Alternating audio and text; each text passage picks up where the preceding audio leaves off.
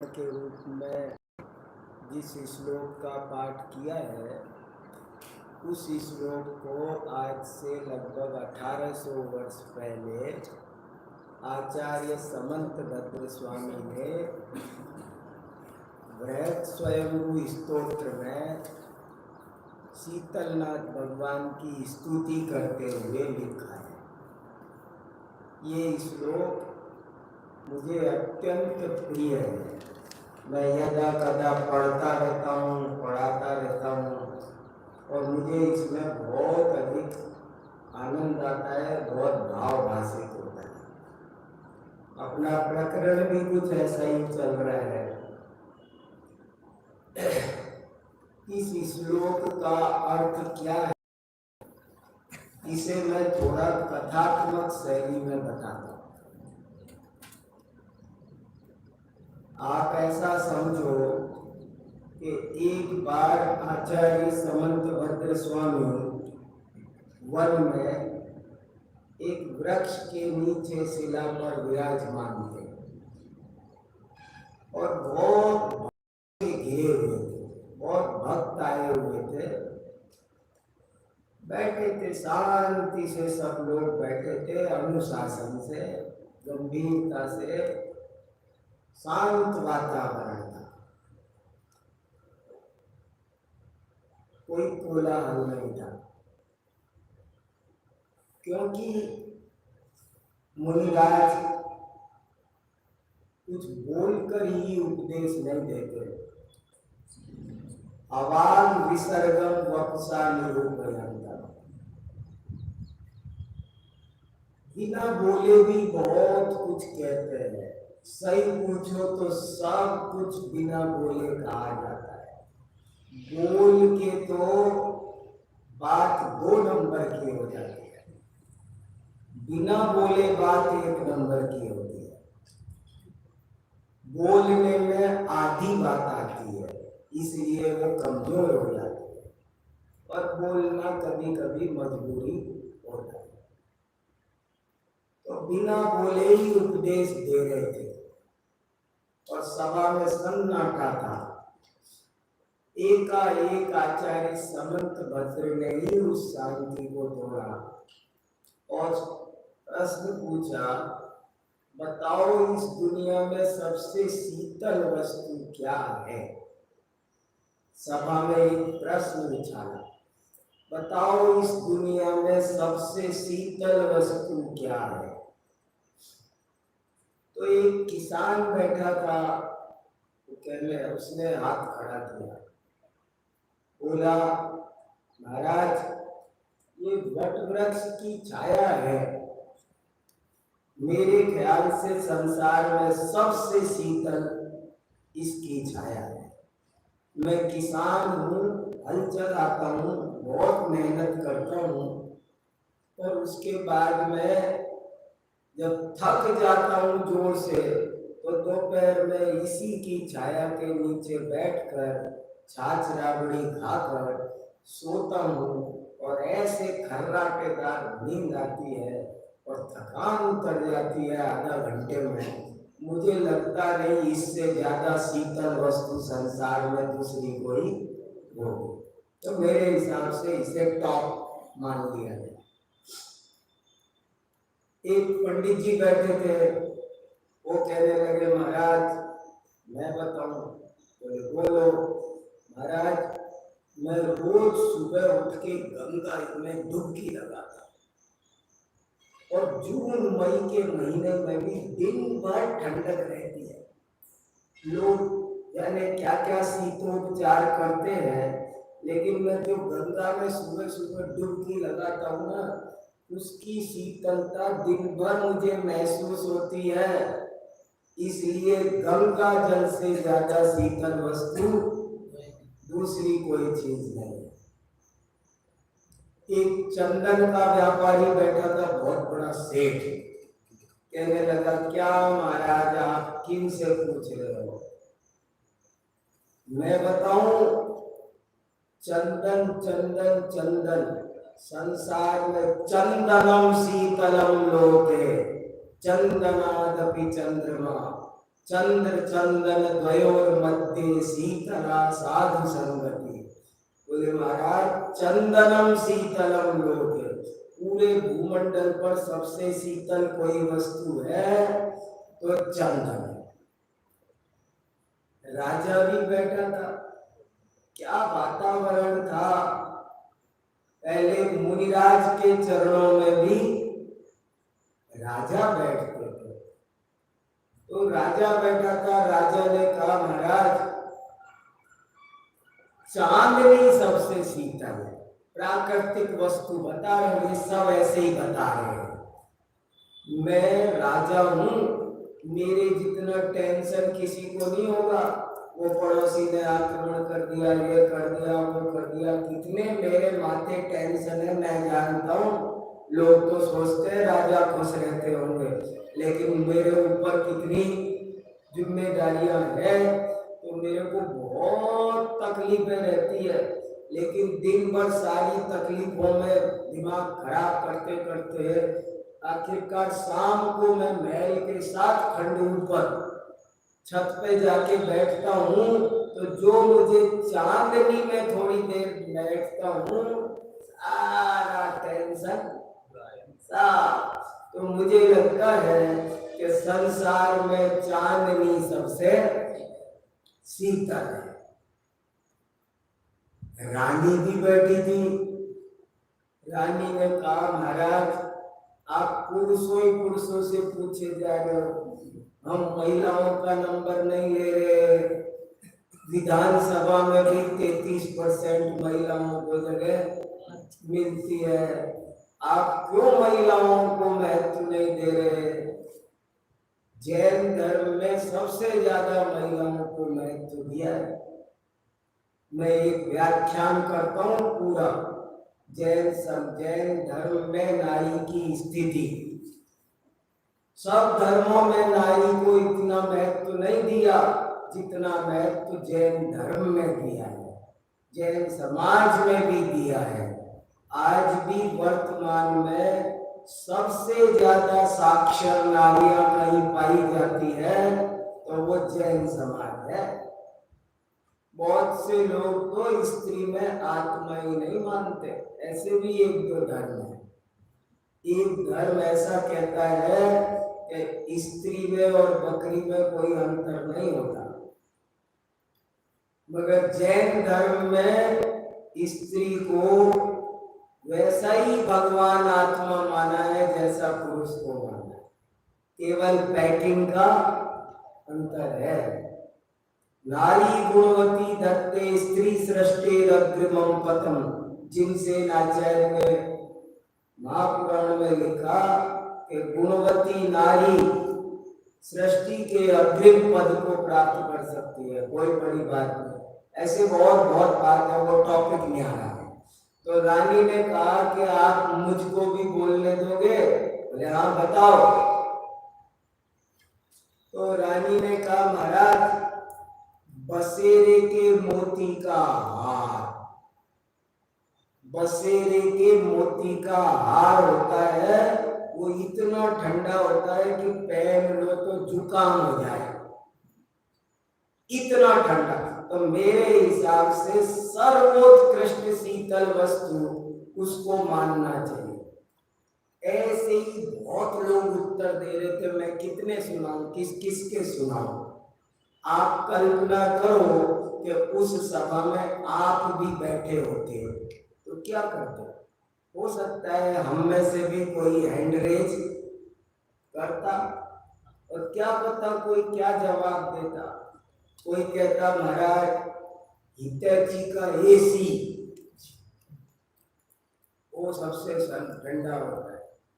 क्या पता हम में से कोई बोल पड़ता कि महाराज कोल्ड ड्रिंक, उसका नाम ही हमने कोल्ड ड्रिंक रखा। सब तरह के लोग हैं दुनिया में, कोई क्या बोलता। मैं तो आपको ये बता रहा हूँ कि उस सभा में विभिन्न प्रकार के उत्तर आ रहे थे। तभी महाराज जी के संग में एक चुल्लक जी बैठे थे। वे बोले महाराज गुरुदेव आज्ञा हो तो मैं भी एक उत्तर देना चाहता हूँ। दो तो अब वो क्षुल्लक जी ने जो उत्तर दिया वो ध्यान से सुनने लायक। क्षुल्लक जी ने उत्तर दिया कि हे गुरुदेव, इन लोगों ने जो भी चंदन चांदनी आदि बताए हैं ये सब क्वचित कदाचित कथनचित शरीर को शीतलता देने वाले तो कहे जा सकते हैं, पर आत्मा को शीतल देने वाली वस्तु इस विश्व में कोई है तो वो एक ही है, जिनवाणी जिनवाणी जिन। बोले महाराज, कल्पना करो कि कोई व्यक्ति चंदन का लेप लगा है, कमरे में एसी चला है, सब करे, या चांदनी में लेटे,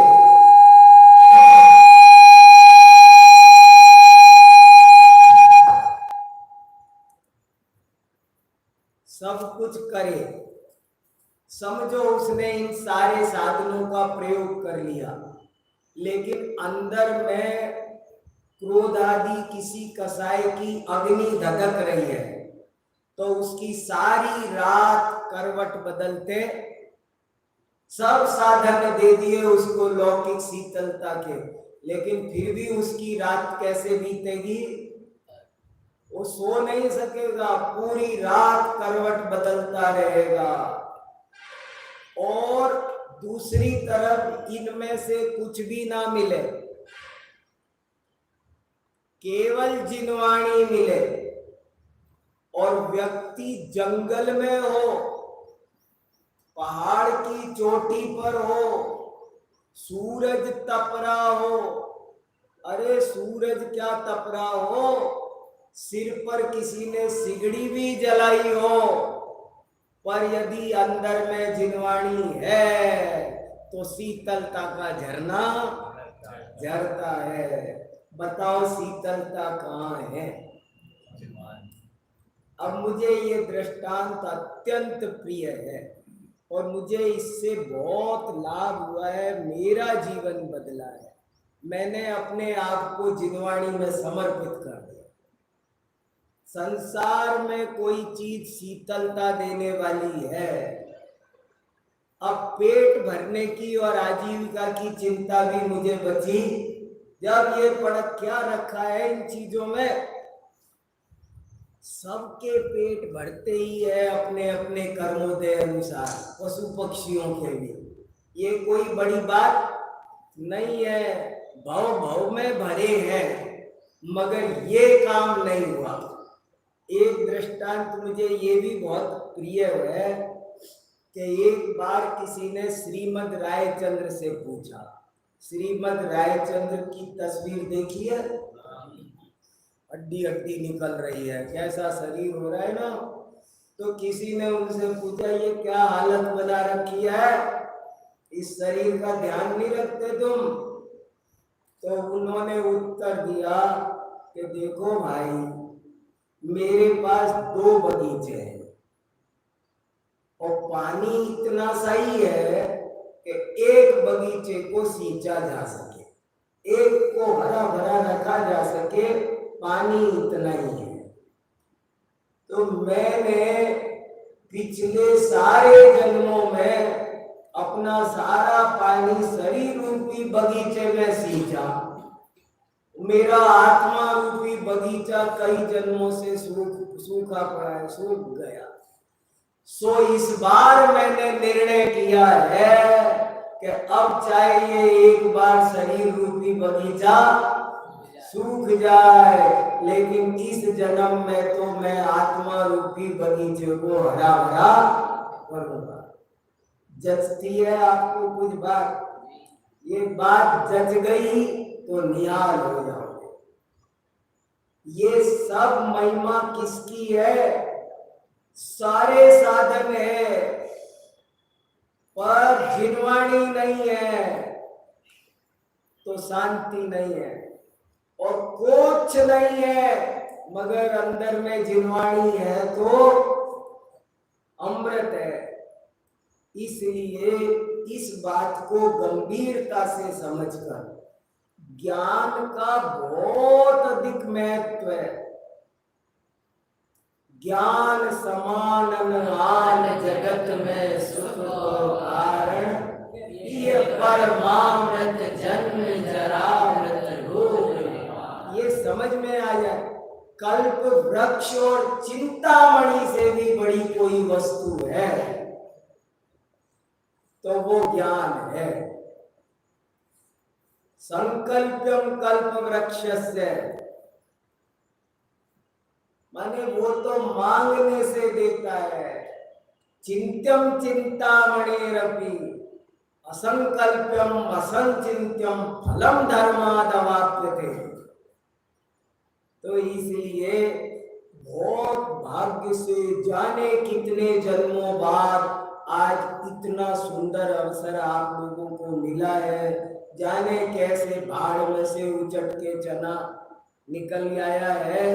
बहुत ज्यादा भाग्यशाली हो, ज्ञान की महिमा समझो और इसमें समर्पित हो जाओ।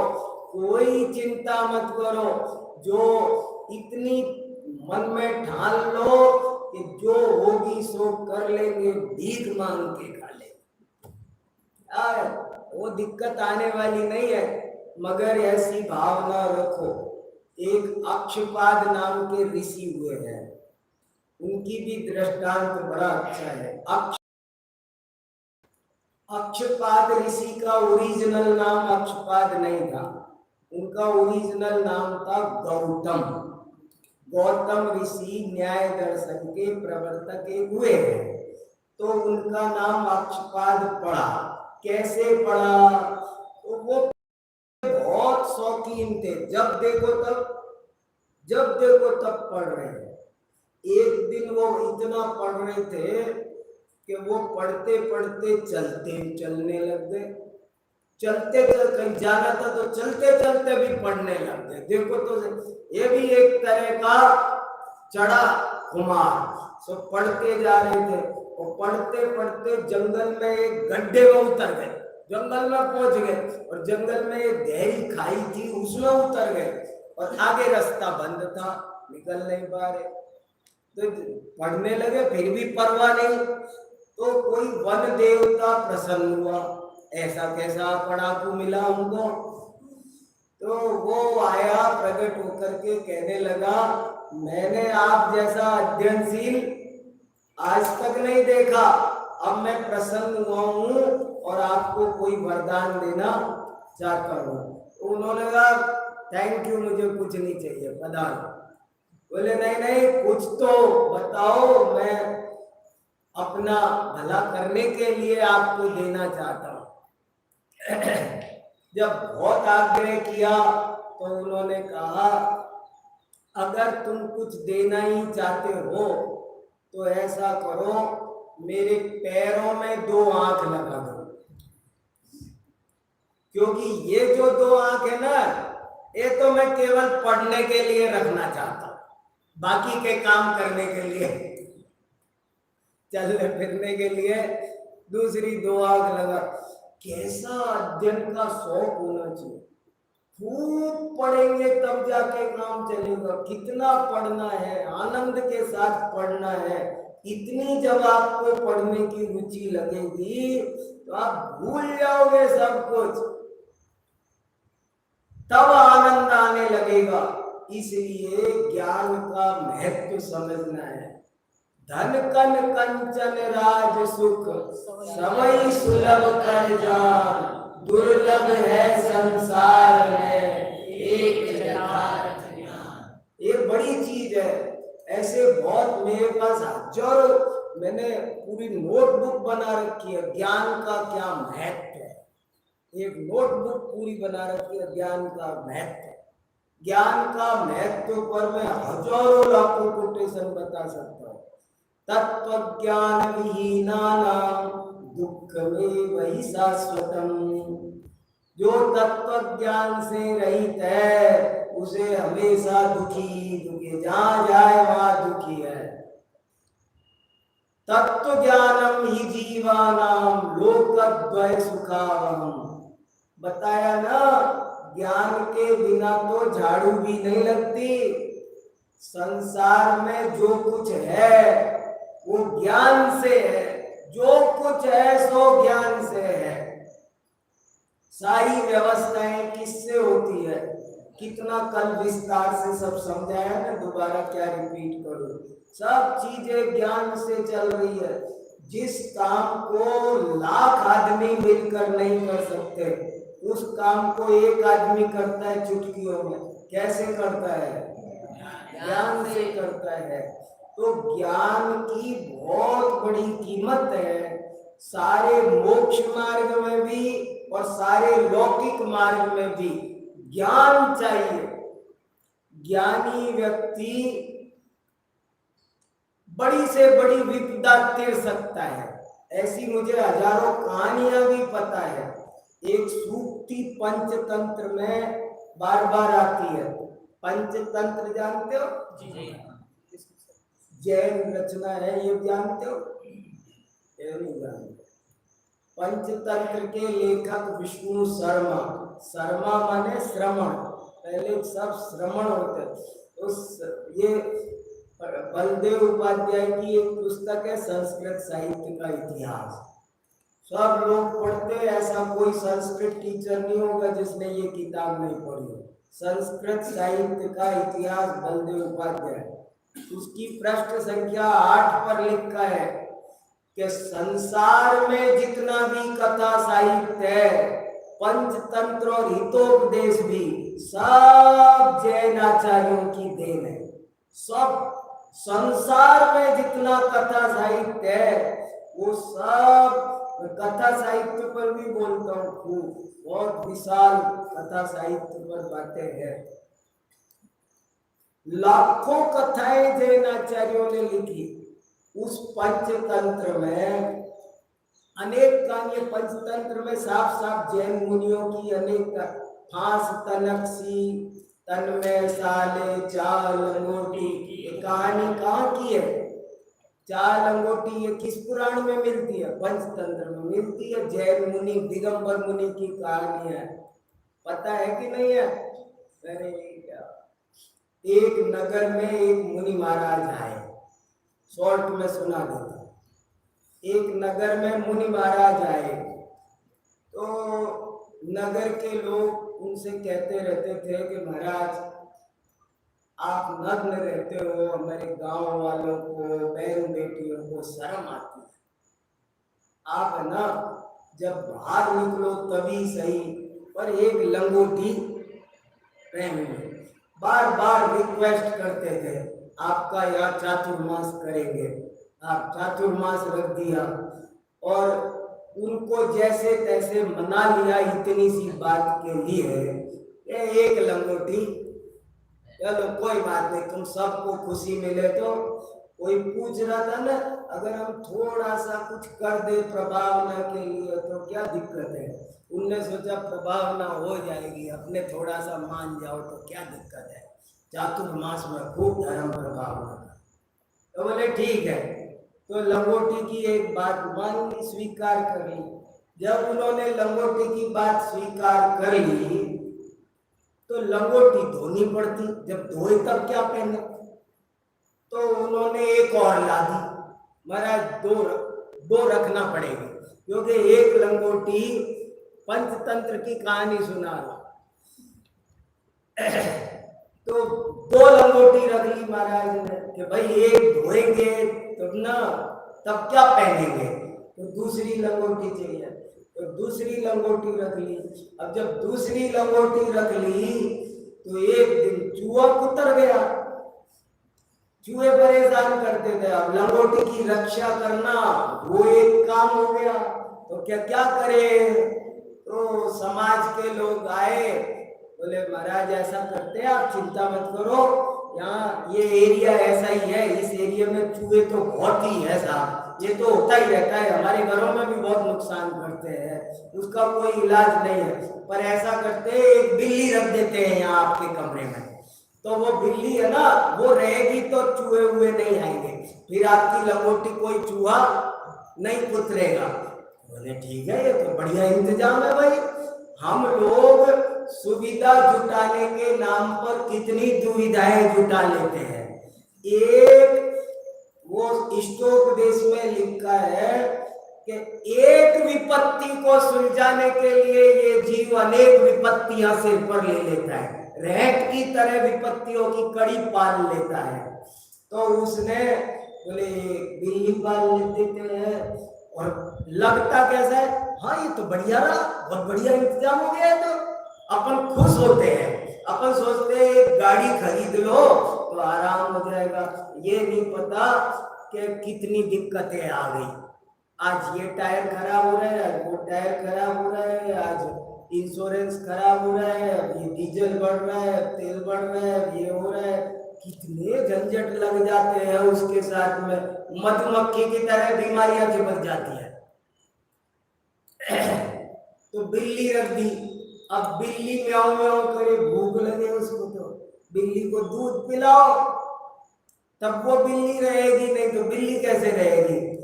महाराज बिल्ली के लिए गाय पालनी पड़ेगी, तो एक दूध पिलाना है तो गाय पाल दी, गाय पाले तो दूध निकाले, दूध को भी चारा खिलाओ, दूध निकालो, गोबर उठाओ। अब गाय का ख्याल कौन रखे है, तो बोले साहब वो ख्याल रखने वाली लाओ। बहुत सारे जैसे तैसे बहुत झंझट पहले। एक दिन गाय कहीं किसी दूसरे के खेत में घुस गई, वो पकड़ के वहां म्यूनिसिपैलिटी कारपोरेशन में कंप्लेन करने चला गया, किसकी गाय है, और वो फलाने महाराज की। अच्छा बुलाओ महाराज को। महाराज को कटघरे में खड़ा किया, महाराज ये आप अपनी गाय संभाल के नहीं रख सकते, इसकी खेती खा गई। तो महाराज कटघरे में ही अपनी लंगोटी खोल के कहने लगे, जज साहब सारा कसूर इसका है और मैं इसको फेंक रहा, सारा कसूर इस लंगोटी का है और मैं इसको फेंक रहा। मैं नहीं पहनता था पर ये समाज वालों ने ये लंगोटी पहनाई और मैंने हाँ करी, सो सारा दुनिया फैल गई, पूरा संसार में। तो इसलिए हम लोग और झंझटों में बहुत फैलते जाते हैं। ये सब बातें हमारी समझ में आए, ज्ञान का महत्व समझ में आए तो हम सुखी हो सकते हैं। और कोई सुख का उपाय दुनिया में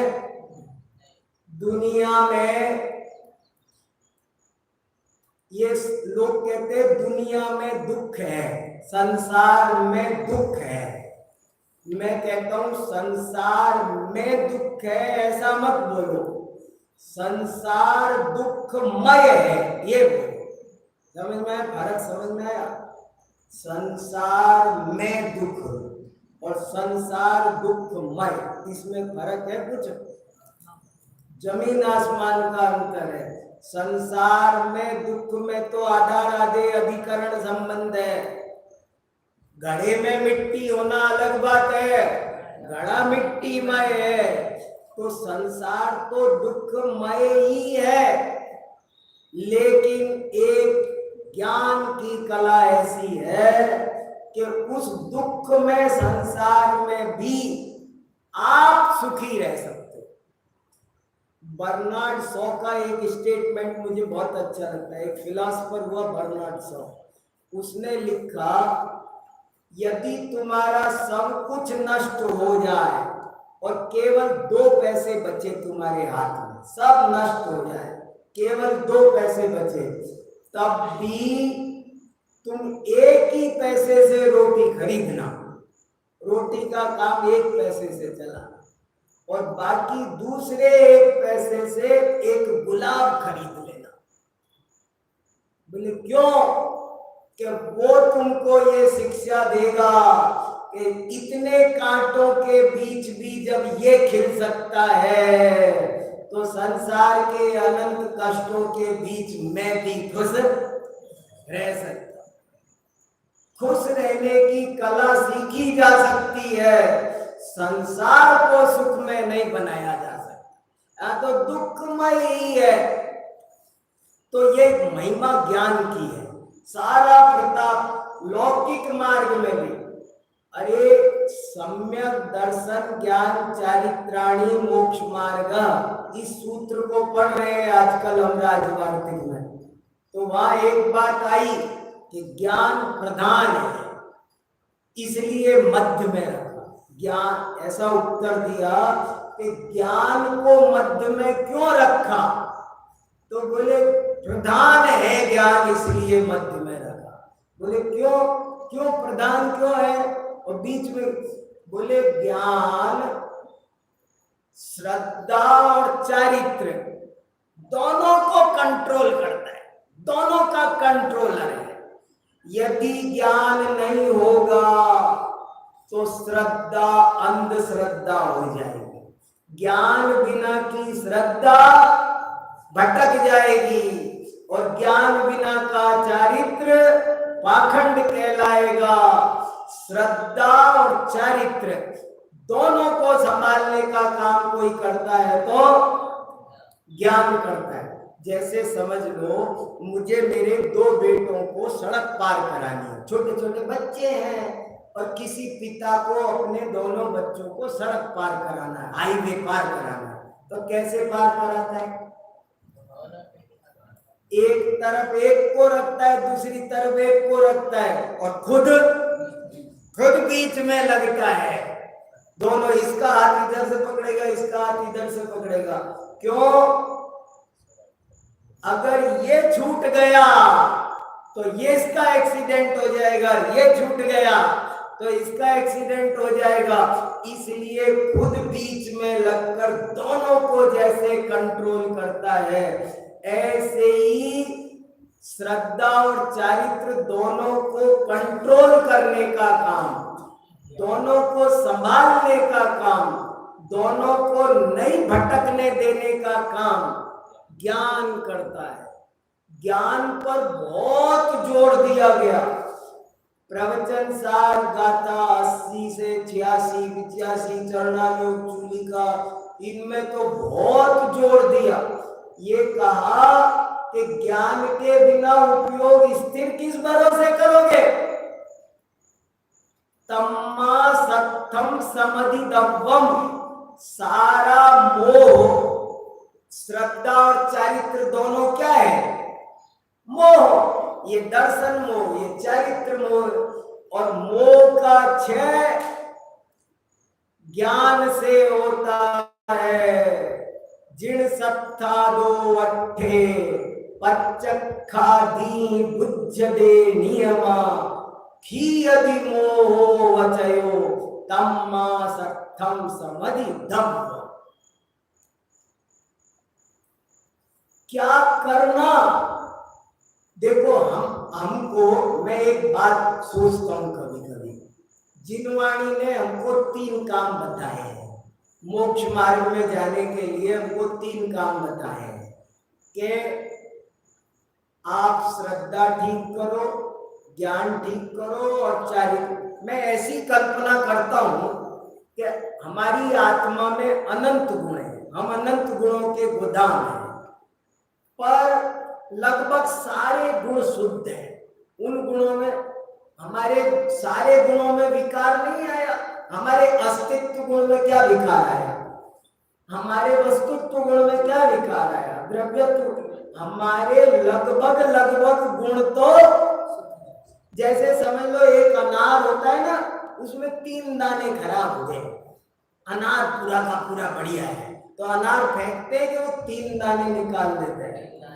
तो हमारी आत्मा अनंत गुणों का पिंड है, उसमें 3 गुणों में विकार आया है, और वो 3 गुण ठीक करो, बस इतना। ये इतने शास्त्र किस लिए लिखे हैं? 3 गुण ठीक कराने के लिए। अब इन 3 गुण को भी ठीक करने का और राज सुनो। आप श्रद्धा ठीक करने के लिए क्या करें? श्रद्धा ठीक करनी है, क्या करें? श्रद्धा हमारी उल्टी है, कहते हैं ना मिथ्या है, विपरीत है, तो उल्टी श्रद्धा हो रही, इसको सीधी करो, सम्यक करो। तो कैसे करें? श्रद्धा कोई कटोरी है कि उलट के सीधी कर दे, कोई गिलास पलट कर सीधा कर दे, ऐसे सीधी होती है। श्रद्धा ठीक करने के लिए क्या करे? श्रद्धा ठीक करना है, लेकिन श्रद्धा ठीक करने के लिए पुरुषार्थ श्रद्धा में नहीं होगा, ज्ञान में होगा। तुम तो ज्ञान ठीक करो बेटा, श्रद्धा अपने आप पलट। तुम्हारे ज्ञान में खोट है। हम लोग क्या सोचते हैं, हमारी श्रद्धा नहीं पलट रही। अरे हमारा ज्ञान नहीं पलट रहा ना, हम ऊपर ऊपर से चीजों को रटते हैं। अभी अभी हमको वो चीजें अच्छे से समझ में आई नहीं है, दौड़ दो चार जैसी। अभी हमसे वो ऐसे ही होता है, हमारे यहाँ ऐसे ही, जैन दर्शन में ऐसे ही मानते हैं, ऐसे ऐसे नहीं चलेगा। वस्तु का स्वरूप ऐसा ही है, ऐसा जचता है, आपको जचना चाहिए। मेरे तो ये बात, ये भी मैं बहुत सोचता रहता हूँ, आपको कितना बताऊं, तो शॉर्ट में बता रहा हूँ। मेरे दिमाग में तो ये अच्छे तरह से सेट हो गया है कि श्रद्धा बदलना है, माना हमने, लेकिन श्रद्धा बदलने के लिए श्रद्धा में कुछ कर सकते हम नहीं। जैसे मैंने रात को उदाहरण दिया ना, ये हाथ की छाया पड़ रही है, छाया हटानी है, तो छाया हटाने के लिए क्या करें? पत्ते सुखाने पेड़ के, क्या करें? पत्तों में पुरुषार्थ होगा क्या? कुंद आचार्य ने, सभी आचार्यों ने पेड़ का उदाहरण दिया ना, संसार वृक्ष। संसार वृक्ष को सुखाना है तो क्या करना? पत्तों का क्या करें बोलो? पत्तों में क्या पुरुषार्थ करें? पत्ते हरे करने तो क्या करें? ये पेड़ खड़ा है, मुरझा गए सारे पत्ते, क्या करें? जड़ पुरुषार्थ पत्तों में नहीं होना है, जड़ में होना है। एक आदमी को पी लिया हो गया, समझ लो मुझे हो गया, किसको क्यों करो, मान लो मुझे पी लिया हो गया और मैं डॉक्टर के पास गया, तो एक डॉक्टर अज्ञानी, वो उससे मैंने कहा मुझे पता नहीं मुझे पी लिया हो गया, मैं तो जाके उससे कह रहा हूँ डॉक्टर साहब देखना मेरे नाखून पीले हो गए, मेरी आंखें पीली हो गई, ऐसे ऐसे मैं बताता हूँ, देखना डॉक्टर साहब देखना। अगर डॉक्टर अज्ञानी होता है तो क्या उत्तर देता है? वो कहता है अच्छा नाखून पीले हो गए, देखो मैं तुमको लैक्मे कंपनी की नेल पॉलिश आती है, बाजार से ले आना और दिन में 3 बार लगाना। और आंखें, अच्छा वो कोहिनूर का काजल ले आना, वो भी दिन में 2 टाइम वो भी डालना। वो ऐसे जवाब देगा। और ज्ञानी डॉक्टर क्या उत्तर देगा? वो ये बोलेगा हाथ नीचे कर ले, देख लिया। वो जानता है कि ये रोग नहीं है, ये तो रोग के सिम्टम है, ये तो रोग के लक्षण है। रोग यहां नहीं हुआ, रोग लीवर में हुआ है।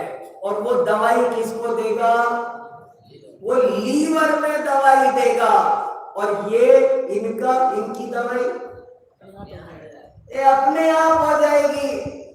ऐसे ही मोह तो अज्ञान का प्रतिफल है।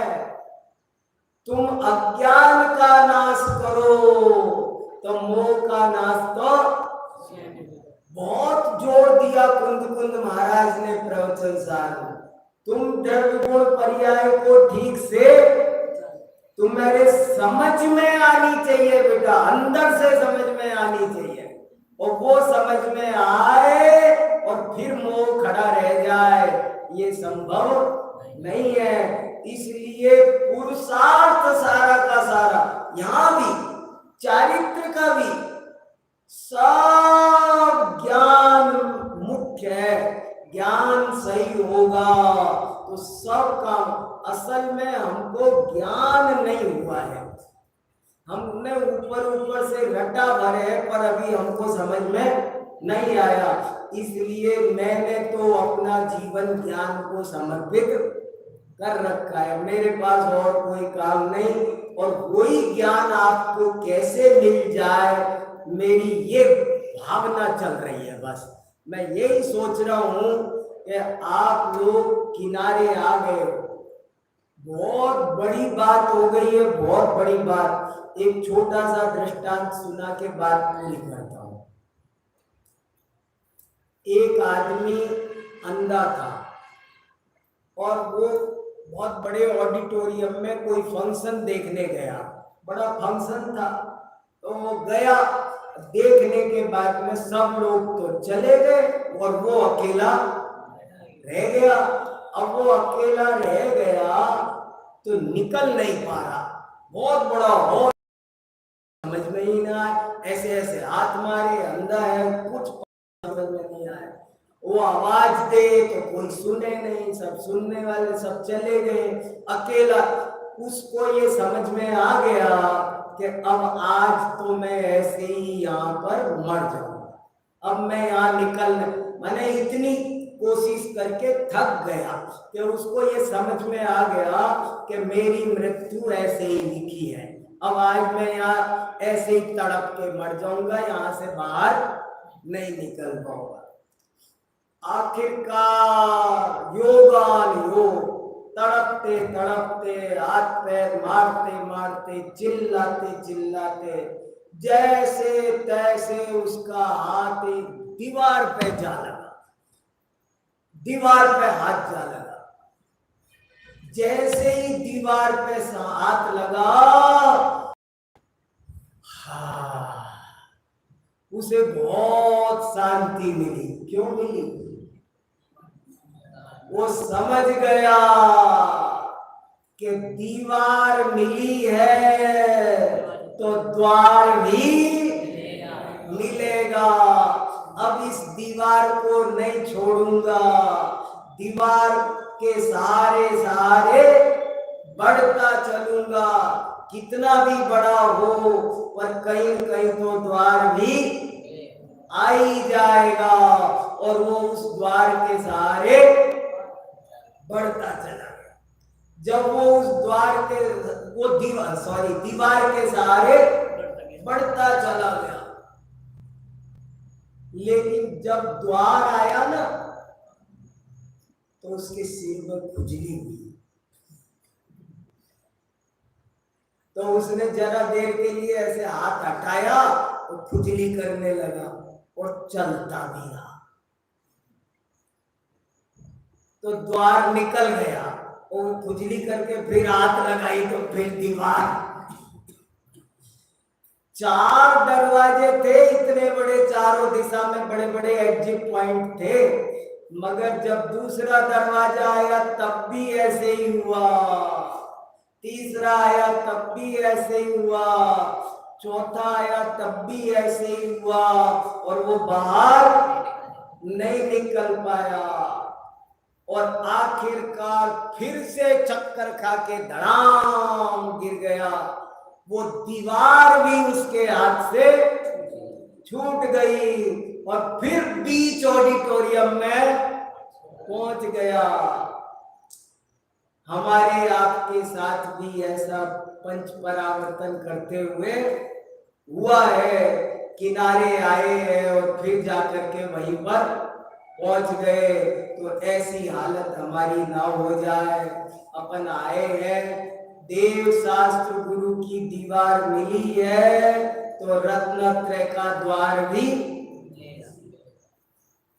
मिलना ही चाहिए, तभी ये जीवन सफल होगा।